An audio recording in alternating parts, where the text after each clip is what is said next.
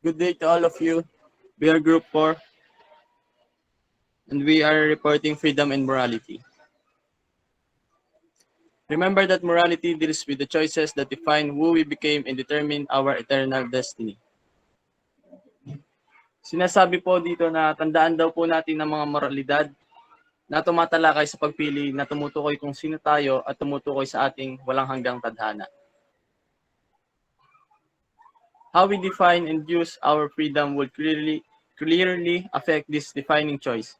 If we are off on how we understand human freedom or moral compass, it is inaccurate from the very start. Kung paano raw po natin tinutukoy at gamitin ang ating kalayaan ay malinaw na makakaepekto ito sa ating pagpili. Kung wala tayong ideya na maunawaan ang kalayaan ng tao o moral compass, ito daw po ay inaccurate o hindi tama sa simula pa lamang. Objectives. At the end of the chapter, the students will able to first explain why only human beings can be ethical, discuss the meaning of moral acts. Third, put into practice Kant's definition of freedom and morality. Fourth, analyze the relationship of culture to morality. 5, detect a moral dilemma. And last, identify the 3 levels of dilemma. Lesson 1, freedom and moral acts. In Kant philosophy, freedom is defined as a concept which is involved in the moral domain. In summary, Kant says that the moral law is only that I know myself as a free person. Kantian freedom is closely linked to the notion of autonomy, which means law itself. Freedom falls obedience to a law that I created myself. It is therefore respect its commitment to compliance with oneself. Sa Kant philosophy, ang kalayaan ay tinutukoy bilang isang konsepto nakabilang po sa formal domain. Sa summary po, ito ay buod. Sinasabi po dito ni Kant na ang moral law ay kinikilala niya ang kanyang sarili bilang isang malayang tao. Ang kalayaan po ng Kantian ay malapit na nauugnay sa paniniwala ng otonomiya na nangangahulugang law itself o batas mismo. Bumagsak ang kalayaan sa pagsunod sa batas na nilikha niya mismo. Sa makatuwid, igalang ang pangako nito sa pagsunod sa sarili. Practical reason legislates, makes law and requirements of free beings or moral precisely the casualty of free being. Thus, practical reason is based on freedom, it is freedom. Ang practical reason po ay nagbasa sa batas para sa mga malayang tao o mas tiyak ang casualty ng malayang mga tao, kaya ang practical reason po ay batay sa kalayaan. Ito ay kalayaan. Immanuel Kant. His moral philosophy is a philosophy of freedom. Without human freedom, thought Kant, moral appraisal of moral responsibility would be impossible. Kant believes that if a person could not act otherwise, then his or her act have no moral worth. Sa una, ang kanyang moral philosophy ay isang filosofiya patungkol sa kalayaan. Sinasabi niya rin na kung walang kalayaan ng tao, ang moral appraisal at moral responsibility ay magiging imposible. Naniniwala rin si Kant na kung hindi na magagawa ng isang taong kumilos o gumawa ng hakbang, ang kanyang kilos ay maaring walang moral na halaga. To act freely is to act autonomously. To act autonomously is to act according to a law I give myself. Whenever I act according to the law of nature, demands of social convention, when I pursue pleasure and comfort, I am not acting freely. To act freely is not to simply choose a means to a given end. To act freely is to choose the end itself for its own sake. This is the central to Kant's notion freedom. For Kant, acting freely and acting morally are one and the same thing. Sinasabi dito na ang kakayahan daw na kumilos ng nakapag-iisa ay paraan na nagbibigay sa mga tao na espesyal na dignidad na hindi nagagawa ng bagay at hayop. Bilang paggalang sa dignidad ng iba, kailangan nating tratuhin ang iba na hindi bilang isang katapusan, ngunit bilang pagtatapos sa kanilang sarili.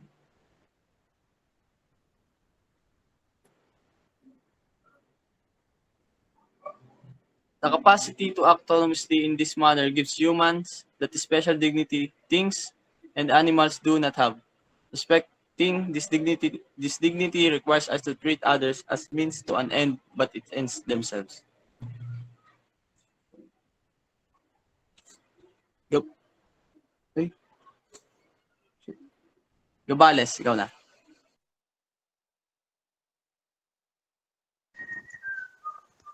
The proper understanding of Kant's notion of moral law and the connection between morality, freedom, and reason.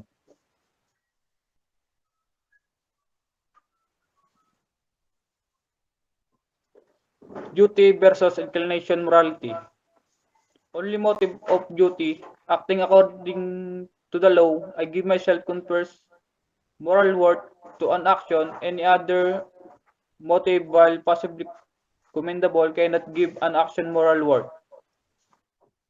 Ang duty, kung ano ang nais mong gawin.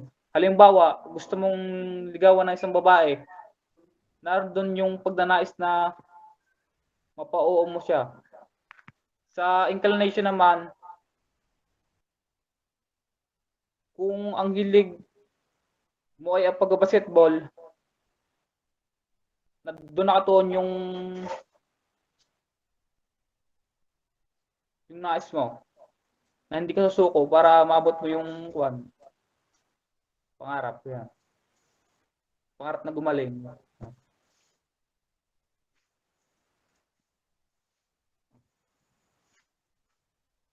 Slide. Autonomy versus heteronomy. Freedom. I am only free when my will is determined autonomously.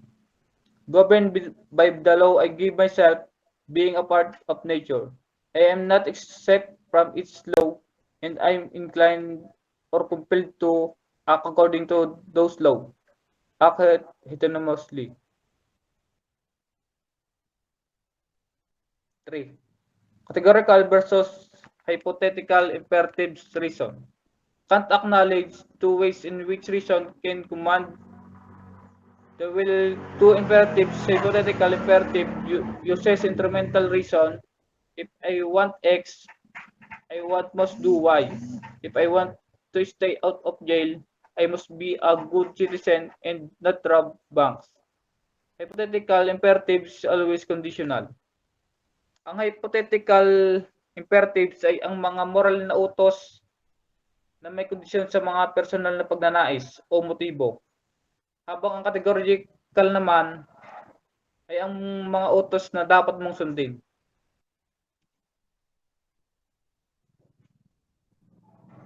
Categorical imperative is non-conditional. It's concerned not with the matter of the action and its presumed result, but with its form and with the principle from which it follows.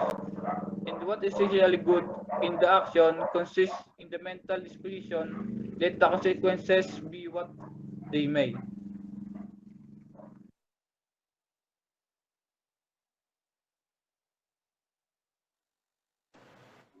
Otas, ikaw na. What is categorical imperative? Is the person must do something no matter what happened.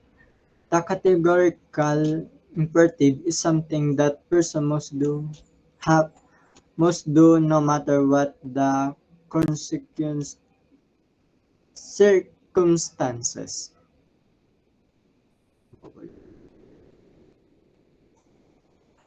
What categorical?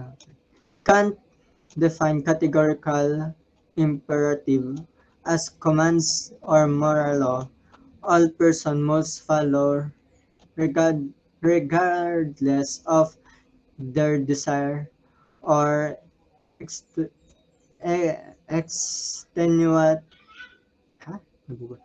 extenuating circumstances as moral. These imperative are binding on everyone. Here the two main formative of the categorical imperative.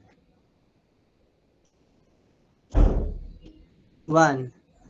Only the maximum whereby you can at the sometimes will that it shall become a universal law. Maxim is a rule, a principle that gives a reason to action. This is a universalizing test that checks whether my action puts my interest in circumstances ahead of everyone else. My action will fail the test. The result is the test of if the result in a contradiction. Number one is an action that need the principle that give ourselves who about to do something whether what happened if the result of our action it failed. Okay na. 2. Act in such a way that you always treat humanity whether in your own personal or in the person of any others never simply as a means but always at the same time as an end. Into whether an action do you to other person or yourself, it always at the same has an end. Okay. For Kant, humanity existence has in itself an absolute value. It is an end in itself and the only ground of possible categorical imperative. Kant say is the human existence has an absolute value but is an end and there an only possible way is categorical imperative. Okay. Okay, salamat. The role of freedom in morality. The personal aspect of morality, which more properly be called ethics, is about the cultivation of virtue, the development of character traits, so that choosing the good becomes a matter of habits. But a person, in order to be truly virtuous, must be free, cultivate the virtues or not. Ang personal na aspeto ng moralidad na mas tamang tawaging ethics ay tungkol sa paglilinang ng kabutihan. Ang pagunlad ng mga katangian ng pagkatao upang ang pagpili ng mabuti ay maging isang bagay na makasanayan. Ngunit upang maging tunay na marangal ang isang tao ay dapat maging malaya sa paglinang ng mga virtues o kaya naman hindi. The interpersonal aspect of morality is more about rule following. These rules are important because they prevent us from colliding with each other. They permit us to live together in harmony. The rights of others, here too, liberty is essential. Ang interpersonal na aspeto ng moralidad ay higit na tungkol sa pagsunod sa patuntunan. Ang mga alintutuning ito ay mahalaga dahil pinipigilan nila tayong magbanggaan sa isa't isa, pinahihintulutan nila tayong mamuhay ng magkakasundo at alamin ang karapatan ng iba. Kaya mahalaga rin dito ang kalayaan. Gabilyo.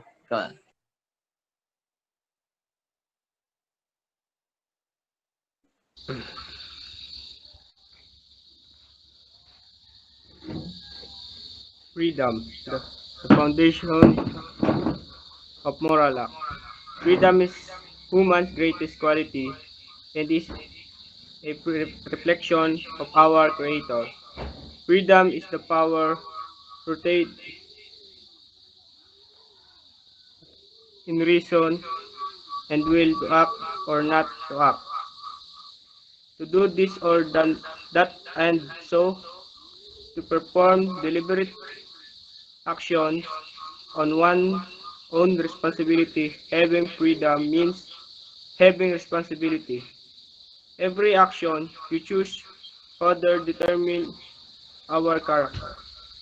Sabi po dito, ang kalayaan ay ang pinakadakilang kalidad ng tao. At ito ay salamin ng ating manlilikha. Ang kalayaan ay ang kapangyarihan nakaugat sa katwiran at kagustuhang kumilos o hindi kumilos upang gawin ito.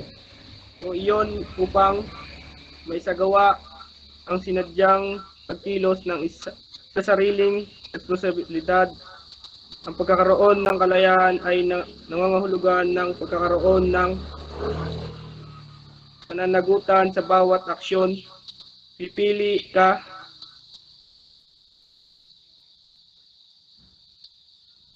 sunod.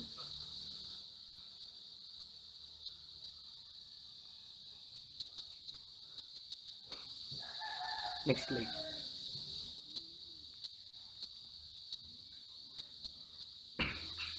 Freedom and free will. While the existence of freedom is central premise in Catholic morality, we are not all equally free. There are many responsible limits to our freedom, both external and internal. Habang ang pagkakaroon ng kalayaan ay isang pangunahing batayan sa moralidad ng Katoliko, hindi lahat tayo ay malaya sa pagkapantay-pantay. Maraming posibleng limitasyon sa ating kalayaan, kapwa panlabas at panloob.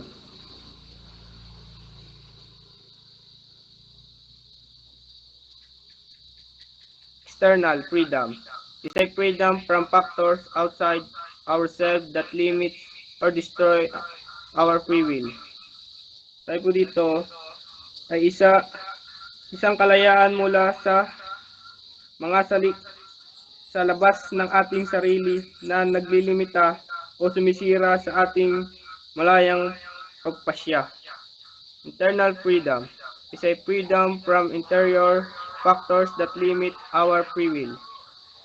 Ito po ay isang kalayaan mula sa panloob na mga kadahilanan na naglilimita sa ating malayang kalooban.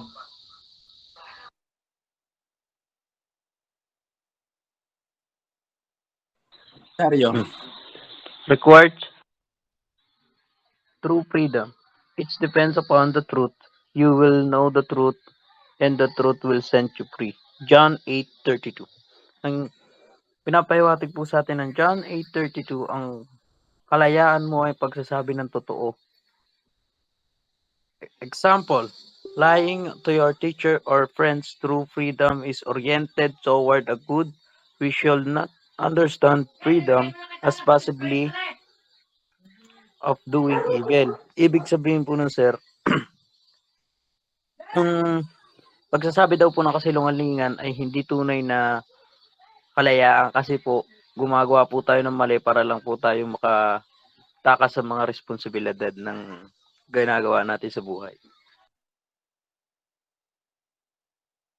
Okay na, pre.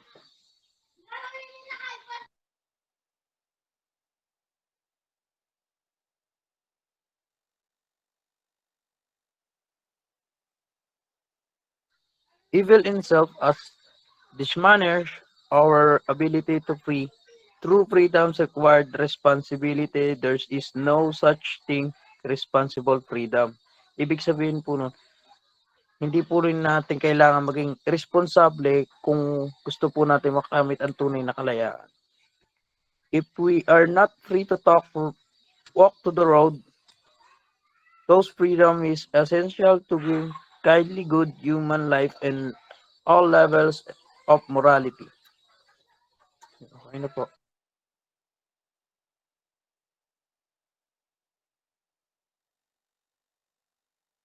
Ordes, ikaw na.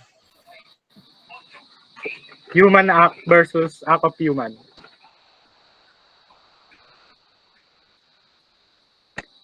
Human act. Make use of his knowledge and free will. Example, love your enemy, pray to God, sacrifice for other. Human act is also an act of free will because it is a rational act and done with a full knowledge and full willingness or deliberation. In short, it is voluntary act of man. Act of human. Do not make use of his intellect or will knowledge. His action is natural. Example of act of human, breathing, blinking, and sneezing. Act of human, on the other hand, are action done under the circumstances of ignorance, passion, fear, violence, and habits. It is also a neglect on exercise of the free will or action done without full knowledge or full willingness or full deliberation or both. True freedom liberate us to develop our God-given talent in responsible way. So can live our lives for others, for God. True freedom serves what is good, just, and true.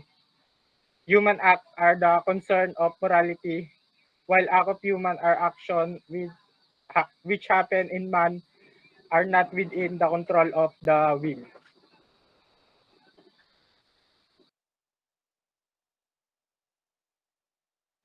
Mahilom. Man is created by God as human person who can begin and control his own action. He is meant to seek God and gain perfection by clinging to Him. By freedom, which is rooted in his intellect and will, man has the power to act or not to act. He can shape his own life, mature in goodness, and gain a perfection which is rooted in God. Until man attains God, he can choose to do good or evil, to grow in perfection or to sin. Because human acts are free, they are worthy of praise or blame. By constantly doing good, man grows in freedom. Doing evil leads a man into a slavery of sins. Rome 6:17. Sinasabi dito na ang tao daw ay malayang pumili at mag-isip kung anong gagawin nila, kung pipiliin ba nilang gumawa ng tama o mali.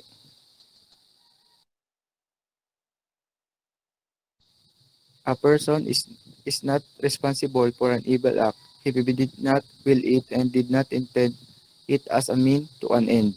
For example, a person might occur death while trying to help another. A person is responsible if they could avoided the evil as a drunk driver killing someone.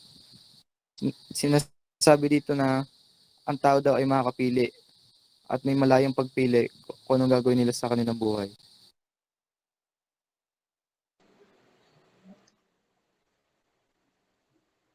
Human freedom who refuse God's love become a slave to sin. The first sin has led to so many others. Human history attests that the problems of man comes from man's abuse of freedom. Freedom does not give man the right to say and do everything, because man's purpose is not his own earthly satisfaction. Man's blindness and injustice destroy the cultural condition needed for freedom.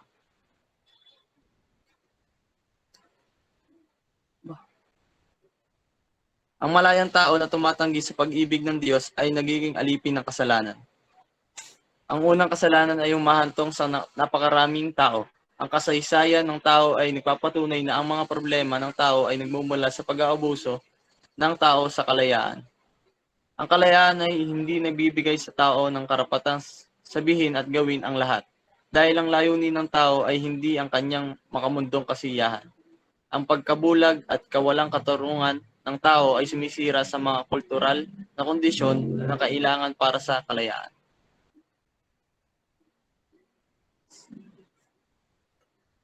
Onte. Christ's grace is not rival to man's freedom. The person grows in inner freedom by being docile to God's Spirit. Take away from us all that is harmful, so we may freely accomplish His will. Whenever man deliberately chooses, he is the father of his acts. The freely chosen acts can be normally evaluated as good or evil. Christ's grace comes from the goodness of our actions, and it's not a rival to our freedom. Goodness is a way towards holiness, a path towards sharing in God's divine eternal life. It is the opposite of bad or evil, which is the path towards hell in our life after death. In lie to these rewards of divine favor, love, clemency, and a share in divine life are the forms of Christ's grace for us. Rewards are not the rival to freedom, but a prize to encourage goodness. Privilege to do whatever we will choose to do, whatever it will be good or bad is our freedom of choice in connection to this. We are the father of our actions, and therefore responsible for it. We will be worthy of the reward or liable of the consequences in entails. If we are do good, we will reap the rewards, and on the contrary, if we do bad, we will suffer the punishments. This is the result of our action, rather the consequences, whichever inappropriate. That is why here on earth we need instruction, rules, laws, and conditions for everyone to follow and avoid what is evil and unlawful activities, because anything excessive is harmful. As human being, although we are created by God, we have the free will and freedom chosen which path will we follow. Yes, we are bounded by commandments, instruction, condition, rules, and laws as a parameter to our actions and benefit for our good deeds. Spiritual, social, and moral conduct are based on these instructions and laws. Whether we choose to be good or bad, it is our freedom of choice, but the difference will be rewards of consequences. We have the free will and freedom to enjoy the reward. If we are good and suffer the consequences, if we are bad because of the guide. And it is not guide and it's not guide of our actions to obtain peace, order, progress, and prosperity both internally and externally. Okay na.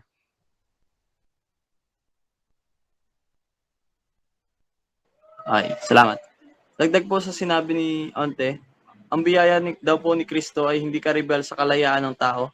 Ang tao ay lumalago sa panloob na kalayaan sa pamamagitan ng pagiging masunurin sa Espiritu ng Diyos. Alisin mo sa amin ang lahat ng nakapipinsala upang malaya naming maisakautuparan ang iyong kalooban. Sa tuwing ang tao ay sadyang pumili, siya ang ama ng kanyang mga gawa.